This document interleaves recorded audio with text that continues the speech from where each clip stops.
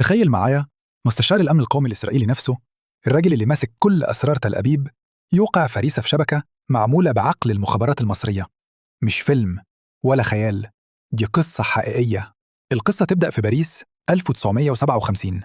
رفعت الجمال أو رأفت الهجان يدخل مقر السري للمخابرات المصرية، يقابله النقيب فؤاد حسين صائد الجواسيس. الكلمة الأولى كانت: الصيد المرة دي فريد. الملف اللي قدامهم اسمه إسرائيل بيير، المدلل عند بن جوريون، واللي كل خطط إسرائيل الحربية بتمر من إيده. لكن ده مش مجرد جاسوس، ده لغز. سرعته في الصعود تخوف، نفوذه مرعب، وعلاقاته وصلت لحد قلب السلطة. ولما اتكشف في باريس وهو بيسلم ظرف لعميل سوفيتي، اتولد السؤال: نواجهه ولا نستغله؟ وهنا كان الحل. نقطة ضعفه الستات، والمخابرات المصرية جابت الطعم المثالي: إيفون توماس، ست فرنسية جميلة عندها ثأر قديم مع يهودي سرق فلوسها وهرب إسرائيل. رفعت جهز لها المسرح وقال: إحنا هنرجع لك فلوسك وإنتي تساعدينا. إيفون تقابل بيير في باريس، يدوخها بنفوذه ويعرض عليها تيجي تعيش في تل أبيب.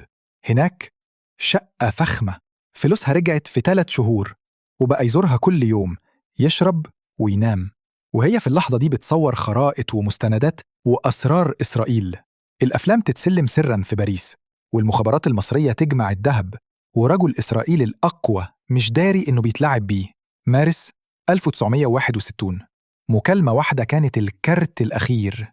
بيير يدعو إيفون تحضر عيد الفصح، الموساد يرصد، بن جوريون ينهار، والأوامر: القبض فوراً. 29 مارس، بيير يتقبض عليه، اعترف بكل شيء.